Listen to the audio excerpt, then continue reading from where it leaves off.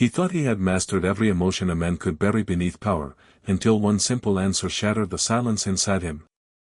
The Romano estate glowed beneath thousands of warm lights, its limestone walls reflecting the golden shimmer of chandeliers that spilled across the grand ballroom.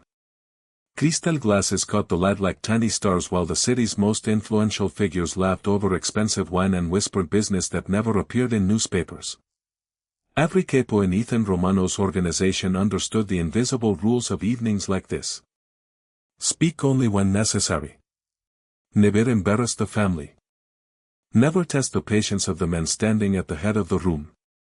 Ethan Romano, dressed in a perfectly tailored black tuxedo, looked as calm as polished marble. His expression revealed nothing. His blue eyes drifted across the room with the quiet awareness of someone who noticed everything without appearing to notice anything at all.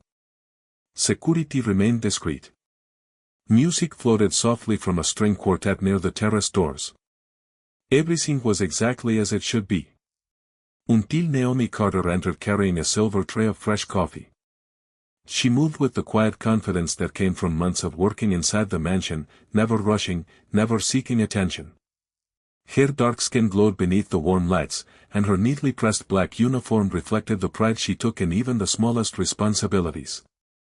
She greeted guests with a gentle smile before continuing through the crowd, almost invisible despite somehow drawing every eye that truly mattered. Ethan barely looked in her direction. At least that was what everyone believed. The truth was far more dangerous. For weeks he had noticed every detail without allowing himself to acknowledge why. Whether she braided her curls differently. Whether she looked tired after caring for his elderly aunt. Whether she smiled a little longer when speaking with the kitchen staff. He had convinced himself it meant nothing. But where full men survived because they controlled themselves. Then Vincent Moretti stepped beside her.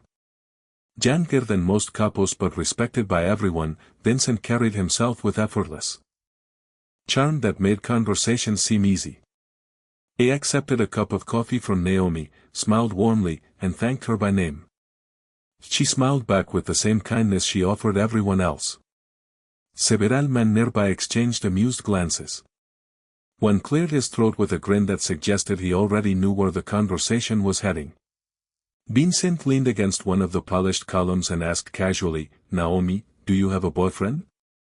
The question floated through the music so naturally that no one expected it to matter. Naomi blinked in surprise before letting out a nervous little laugh. She lowered her eyes for a moment, then answered honestly. "Not yet." Time seemed to hesitate.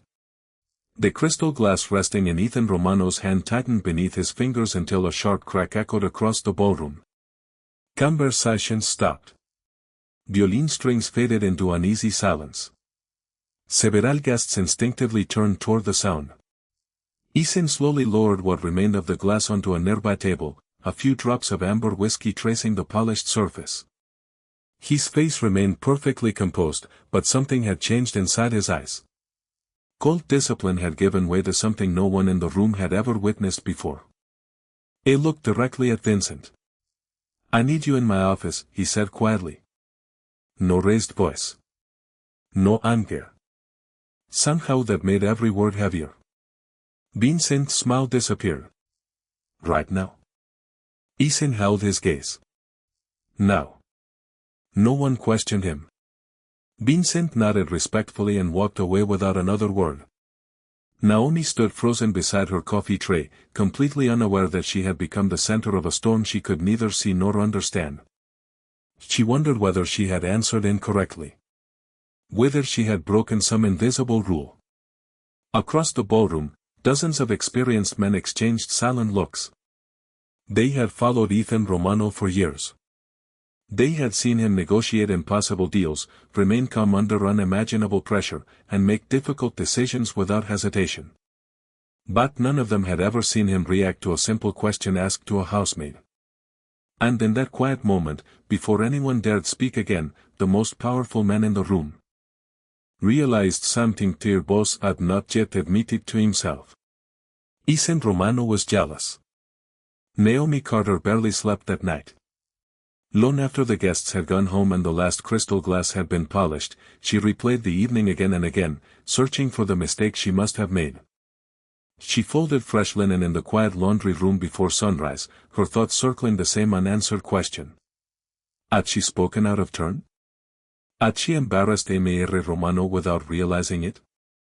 The Romano estate had its own rhythm, and everyone who worked there learned it quickly. Rules were rarely written down, yet somehow every employee understood them. Respect every guest. Keep conversations brief. Never become part of the story. Naomi had followed those rules since the first morning she stepped through the iron gates carrying a single suitcase and a letter of recommendation from a neighborhood church. She had accepted the position because it offered stability, a private room, and enough income to help her mother keep the family home in Atlanta. She never imagined that working inside one of the most powerful households in New York would become anything more than another honest job. During her first week, she discovered something unexpected. The stories people told about Ethan Romano made him sound larger than life, but the man himself was almost impossible to predict. Some mornings he crossed the foyer without speaking to anyone. Other days he quietly thanked the kitchen staff for breakfast before disappearing into meetings that lasted until midnight. He was distant but never careless. Demanding but never loud.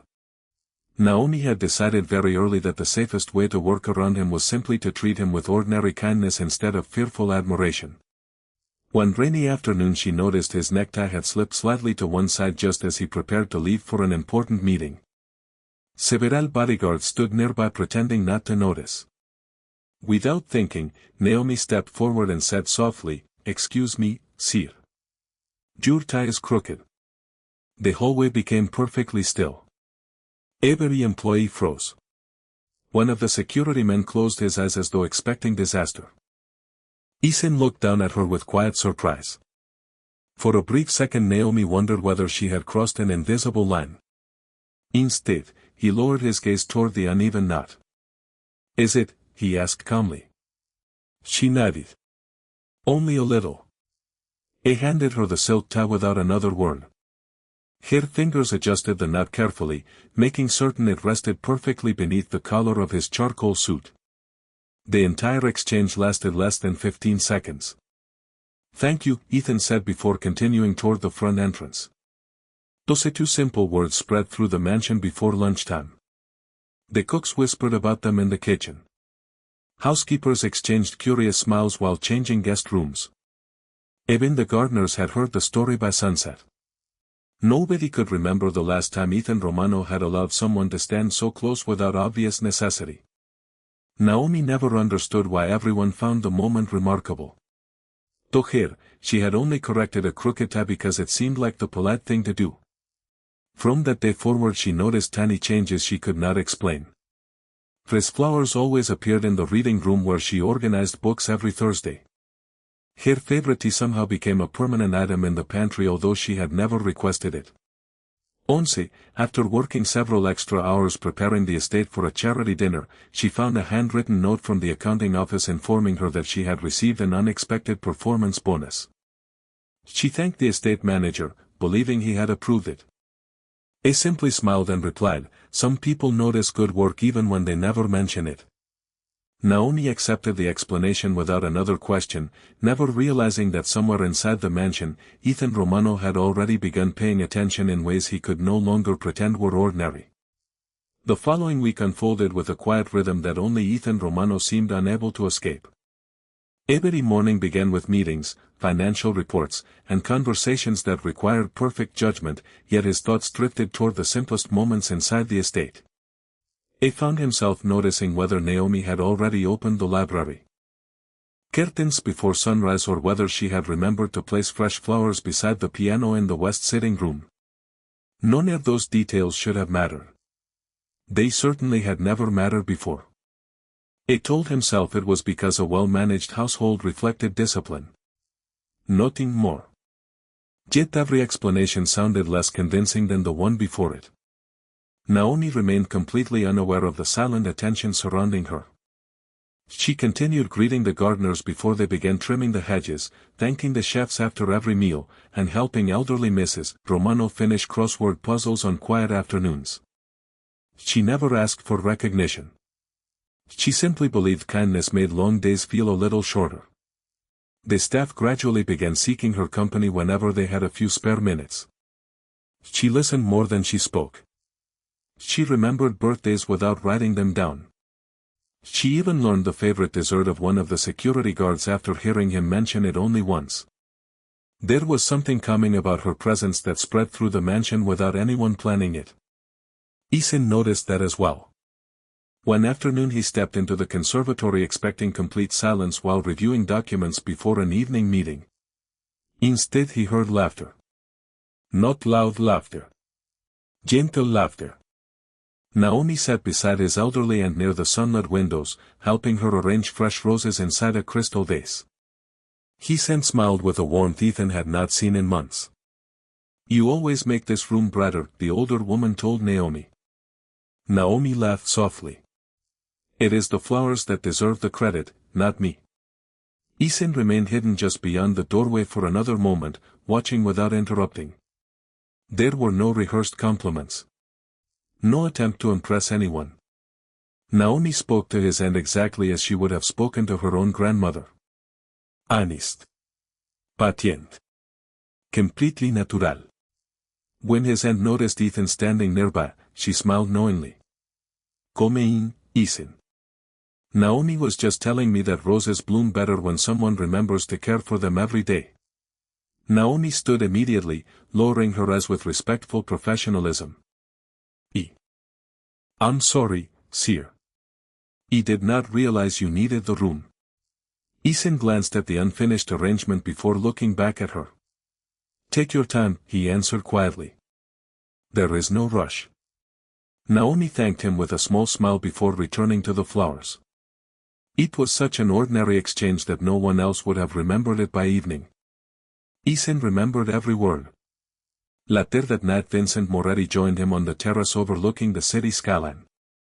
The lights of Manhattan stretched endlessly beneath the dark sky while a cool breeze carried the scent of summer rain. Vincent leaned comfortably against the stone railing before speaking with an amused smile. Your household feels different these days. Ethan kept his attention on the skyline. Different how? Vincent shrugged. Calmer. Happier. The staff actually smiles now. That young maid has a gift for making people feel seen. Ethan answered without turning around. She does her job well. Vincent laughed softly. She does much more than that. Ethan offered no reply, but the conversation lingered in his thoughts long after Vincent walked away. For the first time in many years, he realized there was someone inside his carefully controlled world whose presence could quietly change the atmosphere of an entire home without asking for anything in return. What he still refused to admit was that the mansion was not the only place that felt different whenever Naomi Carter walked into the room. As summer settled over New York, the Romano estate became busier than ever.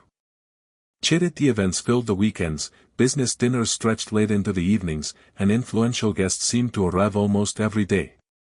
Naomi adapted to the constant pace with quiet determination, moving gracefully from room to room while making certain every detail reflected the high standards of the household. She still believed she was simply doing the work she had been hired to do. She never realized that someone else had begun looking for reasons to remain close to her. Vincent Moretti found himself lingering in the kitchen more often than necessary, asking whether the staff needed help carrying heavy boxes before important events. Or volunteering to deliver paperwork that could easily have been handed to someone else. Unlike many powerful men Naomi had encountered throughout her life, Vincent never spoke down to anyone. He remembered the names of every employee, thanked the cooks after every meal, and always greeted the housekeeping staff with genuine respect. His kindness felt effortless rather than rehearsed, and Naomi appreciated that. Their conversations began with ordinary topics. He asked whether she had adjusted to life in New York after growing up in Atlanta. She admitted she still missed sweet tea on front porches during humid evenings and the sound of church choirs on Sunday mornings. Vincent laughed and confessed that although he had traveled around the world, nothing made him happier than homemade lasagna prepared by his grandmother every Christmas.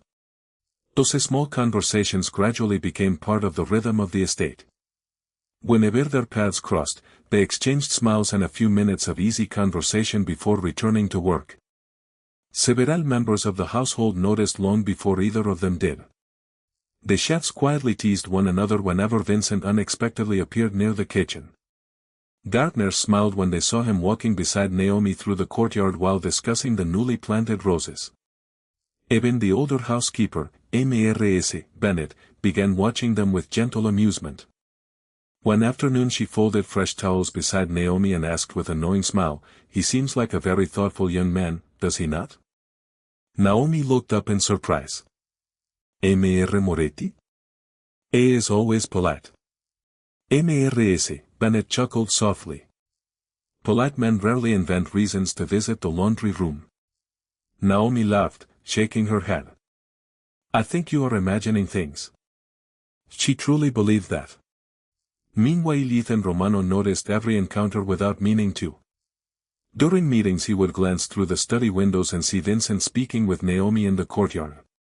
While crossing the entrance hall he would hear them laughing quietly near the grand staircase before the conversation immediately ended out of respect for his presence. None of it crossed professional boundaries. Nothing inappropriate ever happened. Yet each harmless interaction left behind an emotion Ethan refused to examine. He convinced himself that Vincent was becoming distracted from his responsibilities. He told himself Naomi should spend less time talking during work hours. He created practical explanations for feelings that were becoming increasingly difficult to disguise. Late one afternoon Ethan entered the library expecting complete silence.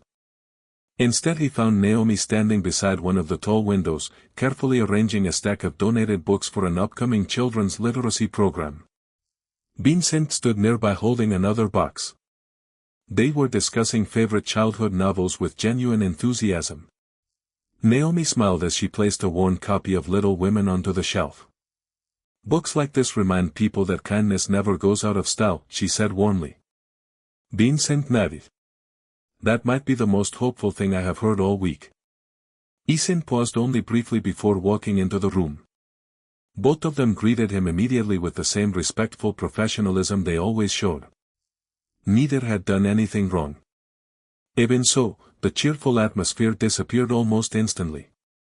Ethan acknowledged them with a calm nod before quietly requesting Vincent's assistance with estate business elsewhere in the house.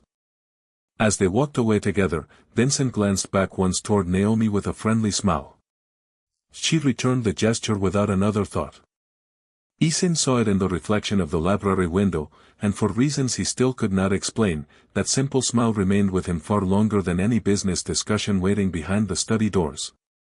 The annual Romano Foundation Gala arrived with all the elegance New York had come to expect. Black luxury sedans lined the circular driveway while photographers captured distinguished guests stepping onto the marble entrance beneath soft golden lights.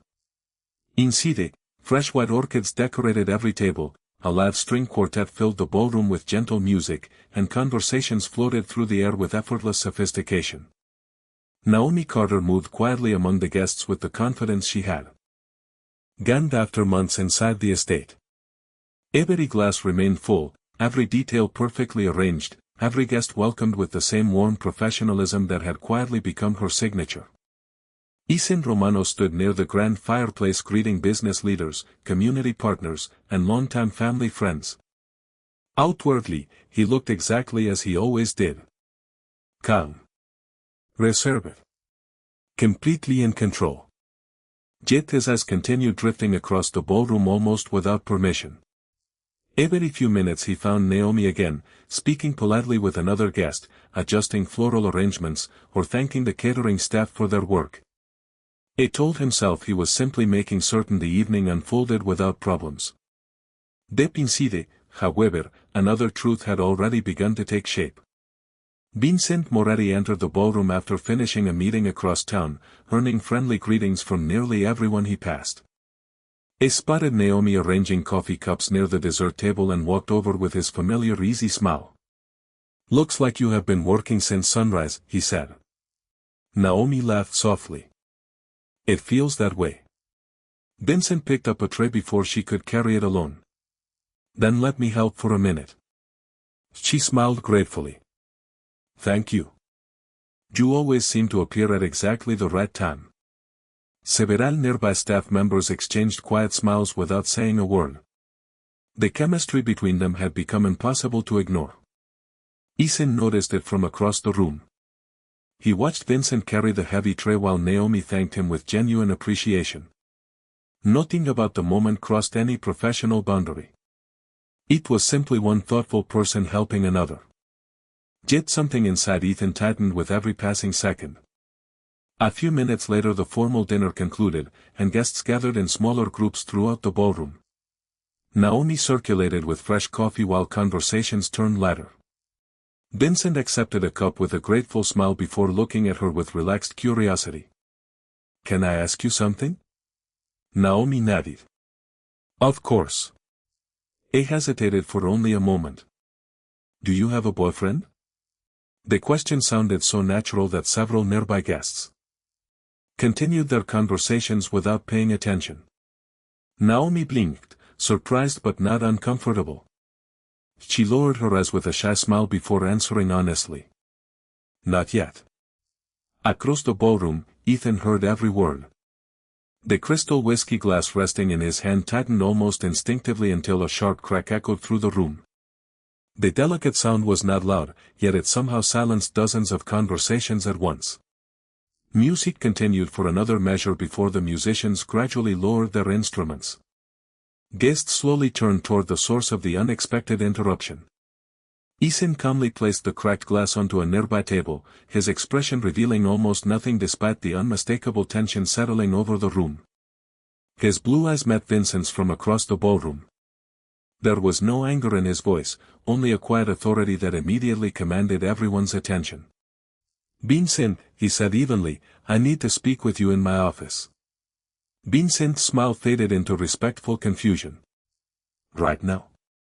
Ethan answered without looking away. "Right now." No one questioned the request. Vincent nodded politely and excused himself from the conversation. Naomi remained standing beside the coffee service, completely puzzled by what had just happened. She searched her memory for something she might have said incorrectly but found nothing. She had answered an ordinary question with an ordinary answer. As Vincent disappeared down the hallway behind Ethan, the ballroom slowly returned to life, although the atmosphere had undeniably changed. Quiet whispers spread from one table to another. Experienced executives could not explain what they had witnessed, but the longtime members of the Romano household exchanged knowing glances.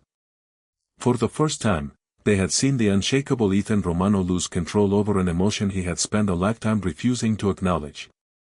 The door to Ethan Romano's private office closed with a quiet click that somehow carried more weight than any raised voice. The sounds of the gala faded behind thick walnut walls, leaving only the distant melody of the string quartet drifting through the windows. Vincent Moretti stood calmly across from Ethan's desk, waiting with the patience of someone who respected both the man and the position before him. Ethan remained silent for several long seconds, staring at the city lights beyond the glass. He had summoned Vincent without thinking, driven by an emotion he had spent years refusing to recognize. Now he needed a reason that sounded rational. "The guests seem pleased," Vincent finally said with a polite smile, attempting to ease the unusual tension. Ethan nodded once. "Everything has gone according to plan." An utter silence settled over the room. Vincent waited. Ethan knew his trusted Capo deserved an explanation, yet every sentence that came to mind sounded dishonest even before he spoke it. He could not admit that one harmless question had unsettled him more than complicated negotiations ever had. Instead he reached for the nearest folder on his desk and opened it without looking at the pages inside. "I want you to oversee the foundation expansion in Boston," he said evenly. Vincent looked surprised. "Boston?" Ethan closed the folder again. "The planning cannot wait. I need someone I trust." Vincent accepted the assignment without hesitation, but a thoughtful expression crossed his face. "I can leave tomorrow morning if necessary." Ethan nodded. "That would be best." Vincent smiled respectfully. "Then I will make the arrangements tonight." As Vincent turned toward the door, he paused for just a moment. "May I ask you something?" Ethan looked up. Go ahead. Vincent hesitated before speaking carefully. Did I do something inappropriate this evening? Ethan answered almost immediately. No. The reply was truthful, yet somehow incomplete. Vincent studied him for another second before offering a quiet nod. Then I appreciate your confidence in me. After the door closed, Ethan remained alone in the office. He loosened his tie and let out a slow breath. For years he had believed self-control was simply another form of strength. Tonight that certainty had begun to crack. Downstairs, the gala continued as though nothing unusual had happened. Naomi helped the catering staff clear dessert plates while politely thanking volunteers for their assistance. She noticed Vincent returning only briefly before he quietly informed several colleagues that he would be traveling on business the following morning. Everyone accepted the explanation without question. Naomi smiled politely when he mentioned the trip. I hope everything goes well. Vincent returned the smile. Thank you. He will miss these conversations. She laughed softly. The kitchen staff will miss having someone carry the heavy trays for us. Their exchange lasted less than a minute before another guest requested Naomi's assistance. Hidden behind the balcony doors above the ballroom, Ethan watched the brief conversation from a distance. There was nothing romantic about it. Nothing dramatic. Used two genuinely kind people wishing each other well. Yet he felt an unexpected sense of relief when Vincent finally walked toward the front entrance to prepare for the early flight. Later that evening, after the final guest had departed and the lights inside the ballroom had grown dim, quiet whispers moved through the Romano household. The chefs discussed the cracked whiskey glass. The security team remembered the unusual tension inside the office. Even Mrs. Bennett folded the last tablecloth with a thoughtful smile before softly saying to another housekeeper, "The boss finally looks like an ordinary man." Naomi overheard the comment but could not understand it. She still believed Ethan Romano had simply been disappointed with something during the event. She never imagined that nearly everyone around her had begun seeing the truth more clearly than the two people standing at the center of it all. The days following the gala settled into an unfamiliar quiet, but beneath the polished routine of the Romano estate, something had shifted in ways no schedule could repair. Vincent left for Boston before sunrise, exactly as Ethan had requested, and the mansion returned to its usual rhythm of meetings, deliveries, and charitable preparations. Yet every hallway seemed strangely quieter. Naomi noticed it immediately. She had grown accustomed to Vincent's cheerful greetings whenever he happened to pass through the kitchen or library, and his sudden absence left an unexpected silence behind. She assumed his assignment would keep him away for several weeks, so she wished him well in her thoughts and focused on her responsibilities. Ethan, however, found no comfort in the distance he had created. He had convinced himself that sending Vincent away would restore the calm discipline he had always relied upon. Instead, the silence only made him more aware of Naomi's presence. Every morning he caught himself looking toward the grand staircase at the exact moment she usually carried fresh flowers upstairs. Every afternoon he noticed the faint scent of lavender tea drifting from the pantry where she prepared a cup for his elderly aunt. None of those moments should have mattered, yet they quietly became the markers of his day. Naomi interpreted his behavior very differently. Since the gala, Ethan spoke to her even less than before. Whenever she entered a room, he acknowledged her with a polite nod before returning immediately to work. She began wondering whether she had unknowingly disappointed him that evening. The thought lingered longer than she wanted to admit. One afternoon she approached Mrs. Bennett while folding freshly pressed table linens. "May I ask you something?" she said softly. The older housekeeper smiled kindly. "Of course, dear." Naomi hesitated before speaking. "Does Mr. Romano seem upset with me lately?" Mrs. Bennett paused for a moment before answering carefully. "Why would you think that?" Naomi lowered her eyes. "He barely looks at me anymore." Mrs. Bennett almost smiled, but she hid it behind quiet wisdom. Sometimes people avoid looking directly at the things that matter most to them. Naomi laughed gently, assuming the comment referred to work. "I hope I still matter as an employee." Mrs. Bennet simply patted her hand without explaining further. Across the estate, Ethan buried himself in endless meetings, reviewing contracts that normally demanded his full attention. Instead, he found himself distracted by ordinary sounds outside his office. Once he heard Naomi laughing with the gardeners after one of them accidentally splashed water onto his own boots while tending the roses. The laughter was brief, sincere, and completely innocent. Ethan looked up from the documents almost instinctively before realizing he had stopped reading altogether. Later that afternoon, Naomi delivered freshly brewed coffee to his study as she had done countless times before. She placed the cup carefully beside his desk and quietly said, "Is there anything else you need, sir?" Ethan looked at her for only a second before lowering his eyes to the paperwork. "No. Thank you, Naomi." She nodded politely and left without another word. The moment the door closed, Ethan realized he had wanted to ask how her day had been. He wanted to know whether she was adjusting to the demanding schedule after the gala and whether she had heard safely from Vincent after his arrival in Boston. Instead, he had said only 3 formal words. Naomi walked back through the hallway believing she had confirmed her fears. Whatever had happened at the gala had changed the way Ethan Romano saw her, and she quietly accepted that some questions were better left unanswered. Neither of them understood that the growing distance between them was no longer created by misunderstanding alone. It was created by 2 good people protecting their own hearts so carefully that neither could recognize the quiet affection waiting on the other side of the silence. 3 mornings later, the Romano estate awakened beneath a sky the color of soft silver, with gentle rain tapping against the tall windows and filling the gardens with the fresh scent of wet roses. Naomi began her usual routine before sunrise, carrying breakfast to Ethan's elderly and before organizing donations that would be delivered to a neighborhood community center later that afternoon. The foundation had planned the event for weeks, inviting families, teachers, and volunteers to celebrate the opening of a new reading room for children. Ethan had approved every detail personally, although he had quietly decided not to attend.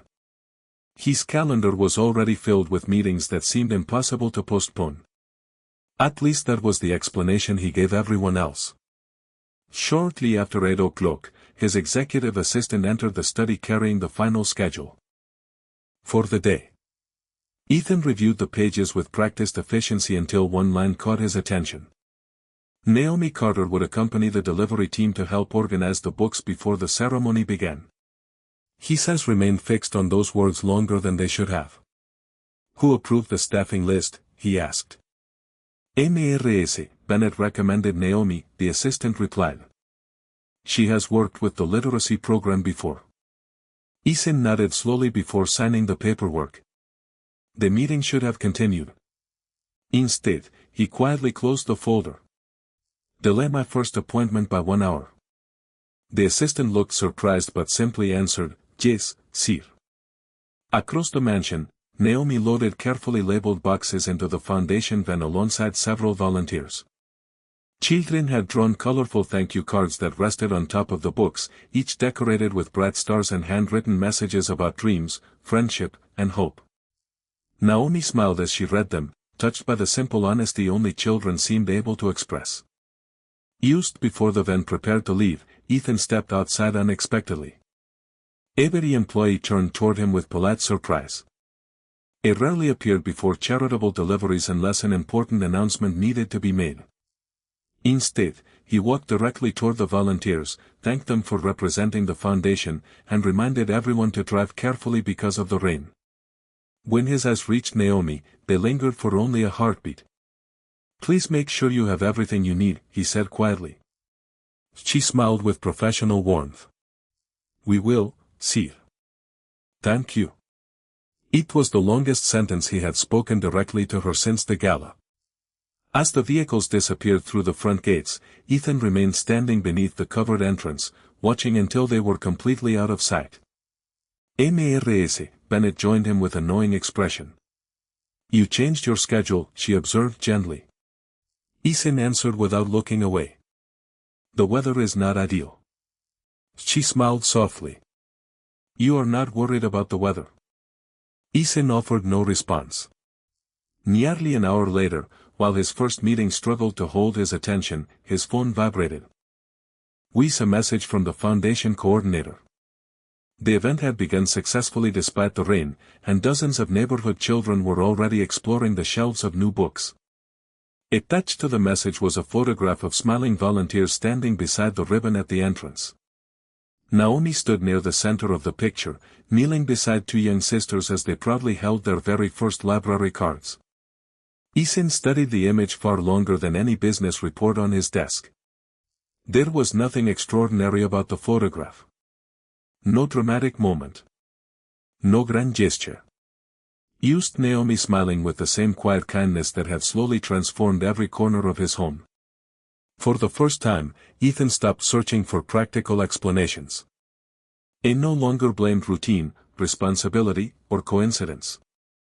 As he looked at the photograph resting on his desk, one simple truth settled into his heart with undeniable clarity. The peace he had spent years searching for had never been hidden inside wealth, influence, or success. It had been quietly walking through his own front door every morning, carrying flowers, books, and a gentle smile that he could no longer imagine living without. When the volunteers returned to the Romano estate that evening, the rain had already given way to a quiet sunset that painted the sky in soft shades of gold and amber. The foundation event had been a remarkable success.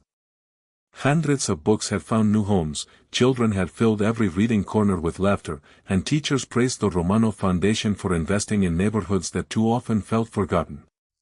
Naomi helped unload the final boxes before thanking every volunteer individually. She believed the day had ended like any other act of service. She had no idea someone had been waiting for her return. Ethan Romano stood alone in the estate's kitchen, a place he almost never entered unless everyone else had already gone home. The chefs had finished preparing dinner hours earlier, leaving behind only the comforting aroma of freshly brewed coffee and warm bread. He had asked the staff for one unusual favor. Tonight, he wanted to prepare the coffee himself. Mrs. Bennett watched quietly from the doorway with a gentle smile before deciding to leave without interrupting. Some moments belong to the people living them.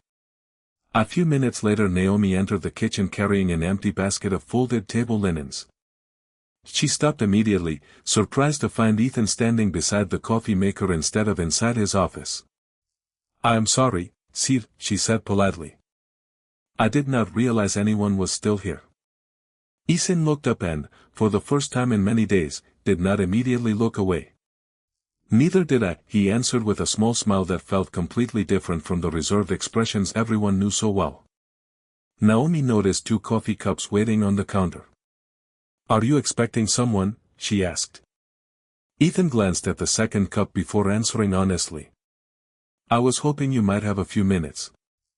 She hesitated only briefly before setting the basket aside. "Of course." Ethan poured coffee into both cups and handed one to her. "I have been meaning to thank you."